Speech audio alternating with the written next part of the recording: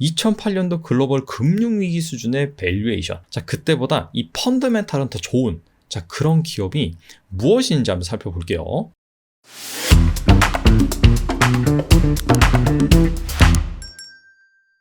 최근 증시가 매우 불안정합니다. 코스피 지수는 2150 정도를 찍고 다소 반등하는 모습이긴 하죠. 자, 그런데 금요일 미국장이 고용 지표 쇼크 등으로 인해서 크게 하락했습니다. 연휴 끝나고 국내 증시 역시 그 미래를 장담할 수 없는 상황인데요. 자, 이 가운데 외국인 투자자는 국내 주식을 연일 매수해서 관심을 끌고 있습니다. 일자별 코스피 지수 수급인데요. 9월 29일부터 10월 7일까지 6영업일 동안 연일 순매수를 기록을 했고요. 많이 매수하는 날 같은 경우에는 2천억 원 넘게 사들이기도 했습니다. 악재투성이죠. 자, 그럼에도 불구하고 다른 나라 지수 대비 코스피 지수가 너무나 많이 빠졌기 때문에 저가 매수세가 유입된 것이 아닌가 생각해 볼 수 있는 대목입니다. 자, 그렇다면 외국인 투자자가 최근에 이 코스피가 상당히 많이 빠진 이 저가 메리트 구간에서 어떤 주식을 매수를 했는지 살펴보도록 하겠습니다. 자, 앞서서 말씀드린 9월 29일부터 10월 7일까지 6일 연속 외국인이 순매수를 코스피 시장에서 지속을 했죠. 자, 그래서 그 기간 동안에 순매수한 상위 30개 기업, 해당 기업이 과연 어떤 섹터로 분류가 되어 있는지 나타낸 편입니다. 자, 그랬더니 61%가 무려 반도체였다. 반도체 중에서도 삼성전자, SK하이닉스, 삼성전자, 우 이런 주식들을 많이 샀습니다. 그 밖에 소부장도 많이 샀지만 확실히 이 세트 업체를 많이 담았다라고 볼 수가 있고요. 자, 그 밖에 2차전지, 전자기기와 장비, 은행, 음식료 등을 담았는데 2차 전지 같은 경우에는 일단은 반도체 다음으로 시가총액에서 차지하는 비중이 큰 편이고요. 그 다음에 여기엔 실적 모멘텀, 성장 모멘텀이 확실히 있는 그런 섹터죠. 자, 그래서 특징적으로 볼 수 있는 것은 역시나 반도체였다. 자, 반도체가 최근에 주가가 가장 많이 빠진 섹터 중에 하나죠. 글로벌 경기 침체, 긴축, 러시아 우크라이나의 전쟁 이러한 불확실성이 겹치다 보니까 IT 기기 수요, 특히나 이 코로나 기저 효과로 인해서 PC라든지 스마트폰 이런 쪽이 워낙 안 팔리다 보니까 반도체 섹터가 부진할 수밖에 없던 것이죠. 자, 그렇다면 지금 현재 상황이 나아졌느냐? 자, 그런 것은 아닙니다. 자, 하지만은 원래 이 주가는 경기에 선행하잖아요. 3분기, 4분기가 최악, 바닥이다. 자, 그런 기대감이 형성되면서 약간 좀 저가 매수세가 유입이 되고 있어요. 자, 그렇다면 외국인이 6영업일 연속 코스피 시장에서 순매수를 지속을 하고 있는데 자, 그 중에서 최근에 이 코스피 지수가 너무나도 많이 빠져버렸기 때문에 거의 2008년도 글로벌 금융위기에 비교를 하고 있거든요. 자, 그렇다면은 2008년도 글로벌 금융위기 수준의 밸류에이션. 자, 추가적으로 그때보다 이 펀더멘탈은 더 좋은 그런 기업이 무엇인지 한번 살펴볼게요. 구체적인 기준은 자, 밸류에이션 매력 같은 경우에는 여러 가지 투자 지표가 있습니다. PER이든지 PBR이든지 EV, EBITDA, PSR 여러 가지가 있지만은 여기에서는 PBR로 책정을 했다. 그 이유가 원래는 PER을 가장 많이 사용을 하죠. 하지만 PER 같은 경우에는 이익 변동성에 따라서 이 PER 변동성이 상당히 커집니다. 순식간에 100배를 기록할 수도 있고 마이너스를 기록을 할 수 있습니다. 그래서 이 객관적으로 모든 기업에 대입하기에는 좀 무리가 있다라고 볼 수 있고요. 반면에 PBR 같은 경우에는 사실 이 PBR이 마이너스가 나오기 위해서는 거의 100% 이상 자본 잠식이 되어야 되고 그런 기업은 살아남지 못하죠. 바로 상장 폐지입니다. 그래서 자본은 변동성이 좀 낮기 때문에 이 PBR 관점에서 찾아봤고요. 구체적인 기준은 2008년도 글로벌 금융위기 당시 1년간 평균 PBR 값 이 값보다 현재 PBR이 낮은 그런 기업을 대상으로 1차적으로 선정을 했습니다. 그리고 이 펀더멘탈 같은 경우에는 2008년도보다 더 좋아야 되거든요. 자, 그래서 그 펀더멘탈을 판단하는 지표를 ROE로 세웠습니다. 자, 그 이유가 PBR이 주가 나누기 주당 순자산이죠. ROE 같은 경우에는 EPS 나누기 주당 순자산입니다. 즉 PBR과 ROE 같은 경우에는 분모가 동일하기 때문에 같이 움직인다라고 볼 수가 있거든요. 사실 주당 순자산, PBR과 ROE에서 각각 분모를 제외를 해주면 결과적으로는 주가 EPS입니다. 당연히 EPS가 높아지면 주가가 높아져야겠죠. 자, 그런 관점에서 이 PBR과 ROE는 정의 관계를 갖는다. 자, 다시 한번 정리하면은 글로벌 금융위기 당시보다도 주가가 싼 그런 기업을 찾고 있는데 펀더멘탈은 더 좋아야 된단 말이죠. 자, 그런 관점에서 이 밸류에이션, 즉 싸다라는 그런 의미는 PBR로 찾았고요. 두 번째, 이 펀더멘탈 같은 경우에는 ROE로 찾았다.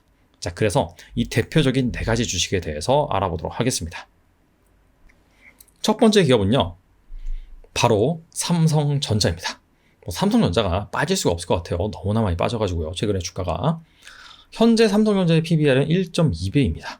2008년도 글로벌 금융위기 당시 평균이 1.45배였습니다. 그리고 그때 최저점이 1.02배예요. 그래서 최저점보다는 좀 높지만은 그럼에도 불구하고 2008년도 평균보다는 좀 낮은 편입니다.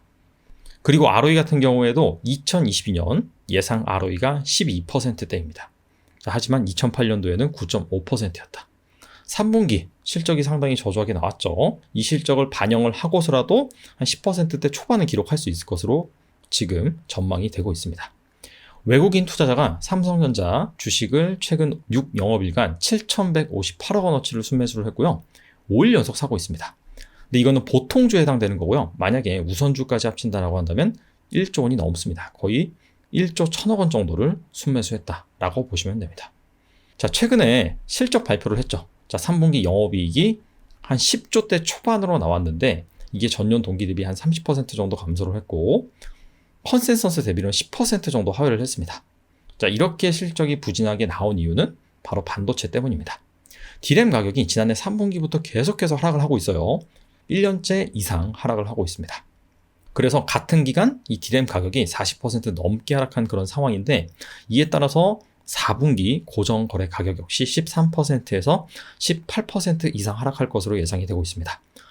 2019년 이때 반도체 경기가 정말 안 좋았거든요. 미중 무역 분쟁 때문에 거의 그 수준이다 라고 보시면 될 것 같습니다. 자, 이렇게 반도체 D램 가격이 계속해서 하락을 하잖아요. 근데 이 반도체 산업 같은 경우에는 고정비 비중이 상당히 큽니다. 거의 감가상각비가 전체 비용 중에서 가장 큰 비용이에요. 자, 그렇기 때문에 이렇게 제품 가격이 하락을 하면은 기존에 예상했던 것보다도 실적이 더 안 나올 수가 있습니다. 따라서 이렇게 감익 사이클 같은 경우에는 일반적으로 어닝 쇼크가 나오고요. 반대로 증익 사이클 같은 경우에는 어닝 서프라이즈가 나오는 경우가 많습니다. 자, 그런 차원에서 이렇게 실적이 안 좋게 나왔고 4분기 역시 안 좋게 나올 것으로 예상이 되고 있다. 자, 추가적으로 금요일에 또 하나의 악재가 나왔죠. 계속해서 나오고 있어요, 지금. 미국에서 이 반도체 규제 이걸 새로 발표를 했는데 자, 이에 따라서 그날 당시 필라델피아 반도체 지수가 5% 넘게 하락을 했습니다. 물론 그것뿐만인 것이 아니라 나스닥도 거의 한 4% 하락을 했죠. 고용지표 쇼크 때문에. 추가적으로 AMD가 정말 어닝 쇼크를 발표하면서 반도체 투자 심리를 한 단계 더 끌어내렸습니다. 자, 아무튼 이 미국의 반도체 규제 영향 한 번 더 살펴볼 필요가 있는데 인공지능 그리고 슈퍼컴퓨터과 관련된 핵심층 같은 경우에는 중국의 수출이 금지가 됐고요. 근데 이거는 삼성전자랑 상관없습니다. 그리고 18나노 이하 D램, 128단 이상 낸드 플래시, 그리고 14나노 이하 시스템 반도체를 생산하는 중국 기업한테는 반도체 장비를 수출을 금지한다. 자, 이런 식으로 발표를 했습니다. 근데 여기서 핵심 뭐냐면은 중국 기업입니다. 우리나라 같은 경우에는 중국 기업이 아니죠. 엄밀히 말하면은 중국의 공장을 가지고 있는 외국 기업입니다. 이런 기업들 같은 경우에는 사안별로 검토를 해서 수출을 할지 말지 결정을 한다라고 밝혔습니다. 근데 이거 같은 경우에는 이미 우리나라 정부와 얘기가 됐다. 그래서 국내 기업 SK하이닉스나 삼성 같은 경우에는 큰 지장이 없을 것이다 라고 발표를 하긴 했습니다. 근데 일단은 하나의 제약이 걸리는 거니까 당연히 투자 심리가 안 좋아지는 건 맞죠. 자, 삼성이랑 SK하이닉스와 피어로 볼 수 있는 마이크론 같은 경우에는 한 3% 정도 하락했습니다. 그래서 나스닥지보다 조금 덜 하락했다라는 것을 감안했을 때 일단은 부정적인 것은 맞지만은 자, 그럼에도 불구하고 폭락할 정도는 아니다. 자, 이런 식으로 정리해 볼 수 있을 것 같습니다. 그리고 한 시장 조사 기관에서 글로벌 반도체 시장이 상당히 안 좋을 것이다, 내년에. 특히 메모리 같은 경우에는 거의 0%대 성장을 한다. 성장이 없다, 그런 말이죠. 자, 그런데 자, 이렇게 반도체 업황 같은 경우에는 최악일 때, 자, 그때부터 본격적으로 주가 측면에서 반등세가 나타납니다. 자, 위에 보시는 것이 세계 반도체 시장 추이고요. 그 밑에 같은 기간 삼성전자의 주가인데요. 예전에도 제가 한번 보여드렸던 그래프입니다. 자, 이렇게 빨간색으로 박스 쳐놓은 이 구간이 바로 이 반도체 경기가 상당히 안 좋았던 구간입니다. 2012년, 2016년, 그리고 2019년입니다. 근데 같은 기간 삼성전자 주가를 보면은 바닥을 다지고 그때부터 이렇게 반등한 것을 알 수가 있습니다. 아니, 실적과 주가가 거꾸로 가네? 자, 그렇게 보기보다도 올해가 만약에 최악이다라고 한다면은 내년부터는 당연히 이 기저효과로 인해서 턴어라운드 하는 거잖아요. 내년부터 만약에 이 반도체 업황이 좋아진다라고 한다면은 올해 안 좋다 하더라도 주가는 올해부터 상승을 하는 것입니다. 자, 그런 차원에서 내년에 메모리 반도체가 0%대 성장을 한다라고 한다면 내년이 바닥이고 그리고 내후년에 좋아진다라는 그런 기대감이 형성이 된다라고 한다면 빠르면은 올해 말 내지는 내년 초부터는 삼성전자 주가가 저점을 다지고 반등을 할 수 있다는 얘기입니다. 자, 그런 차원에서 접근을 하시면 좋을 거라고 생각이 됩니다.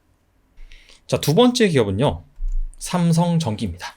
자, 삼성전자에 의해서 두 번째 삼성그룹사가 나왔는데요.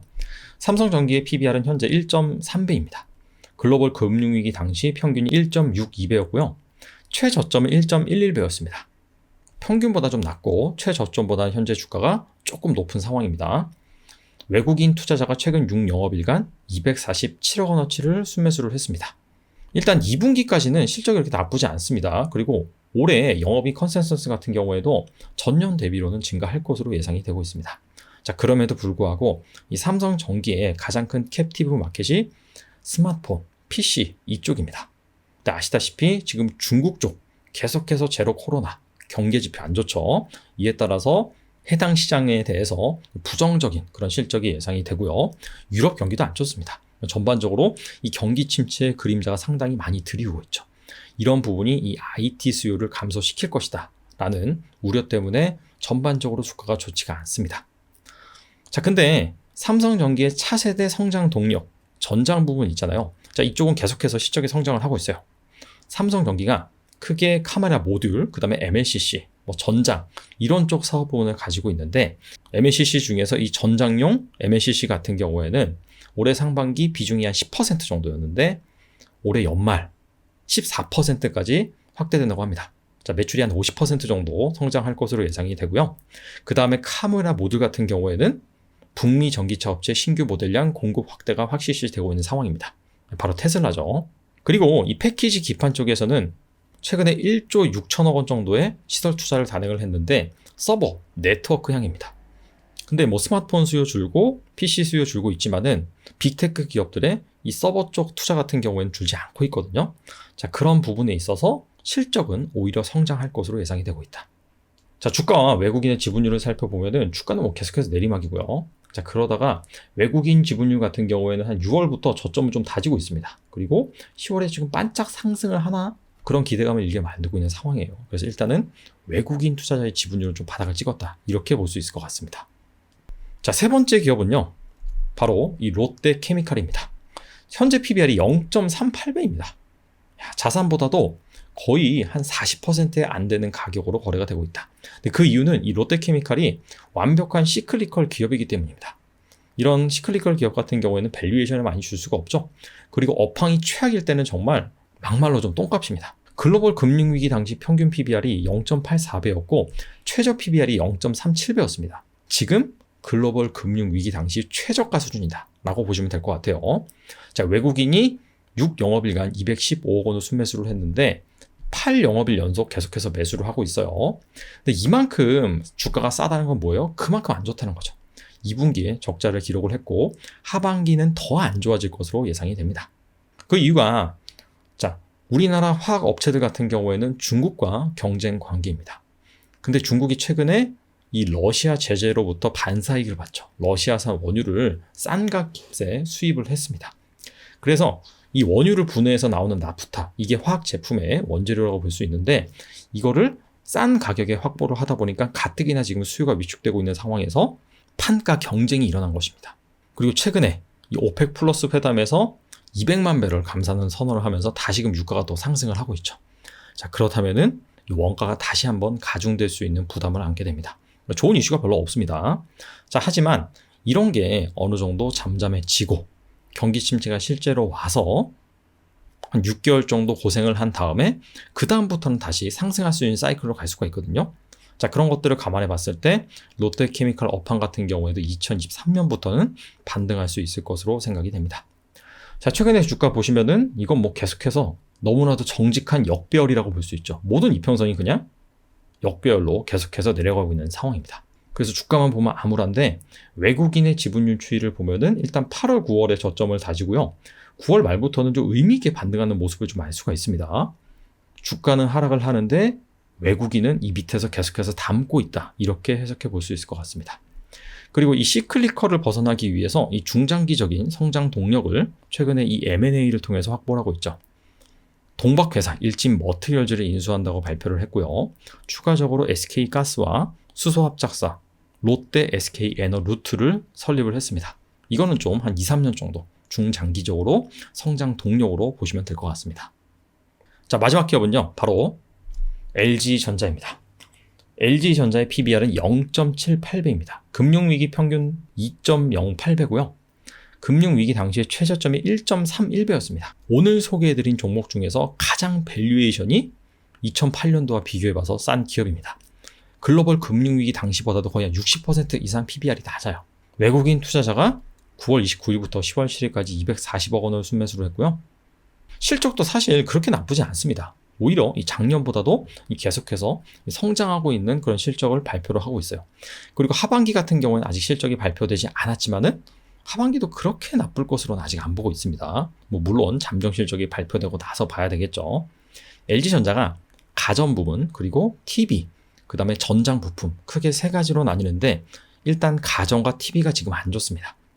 이제 코로나 당시에 집콕 쪽이 많아지면서 가전을 많이 샀단 말이에요. 그리고 특히나 미국 같은 경우에는 보조금 받아서 웬만한 가전 다 바꿔버리고. 근데 가전 한번 바꾸면은 한동안 안 바꾸잖아요. 그죠? 그렇기 때문에 매출 공백이 발생할 수밖에 없고 TV 같은 경우에는 유럽향 매출 비중이 50%입니다. 그 중에서 고부가가치 TV, OLED TV 같은 경우에도 유럽 매출 비중이 30%입니다. 근데 아시다시피 유럽 쪽이 지금 가장 안 좋죠. 영국 같은 경우에는 금융위기 온다라고 하고요. 에너지 가격이 너무나도 치솟다 보니까 소비가 상당히 위축이 되어 있습니다. 그 여파로 이 LG전자 역시 자유로울 수 없다라고 볼 수 있고요. 자, 반면에 성장 동력, 전장 부분 같은 경우에는 올해 연간 기준으로 흑자를 달성할 것으로 예상이 되고 있습니다. 2018년 수주했던 고부가가치 부품이 매출로 반영이 되면서 이와 같은 턴어라운드를 겪을 수 있을 것으로 보이고 반도체 수급난도 풀리고 있죠. 그리고 수주 잔고 같은 경우에도 2022년 말 65조 원 정도로 작년보다 한 5조 원 정도 늘어날 것으로 예상이 되고 있습니다. 그래서 이 경기 침체라는 그림자가 걷혀진다라고 한다면 빠르게 반등할 수 있지 않을까 생각을 해봅니다. 자, 금일 외국인이 최근에 이 코스피 지수를 저가에서 매수를 하고 있는데 어떤 종목을 사들였는지 살펴봤고 추가적으로 밸류에이션 매력이 2008년도 글로벌 금융 위기 때보다도 높고 펀드멘탈은 좋은 대표적인 4가지 기업에 대해서 알아봤었죠. 자, 이 기업들 주가가 그렇게 빠진 이유가 다 각각 하나씩은 가지고 있었습니다. 자, 하지만 이 펀드멘탈이 견고하다라고 한다면 이 경기 침체 그림자가 어느 정도 거친 이후에는 빠르게 이 본연의 가치를 찾아갈 수 있지 않을까 생각을 해봅니다. 자, 내일 같은 경우에는 이번 주에 또 굵직굵직한 주식시장에 영향을 미칠 만한 이벤트가 많거든요. 그 부분에 대해서 한번 분석해보는 시간을 갖겠습니다. 감사합니다.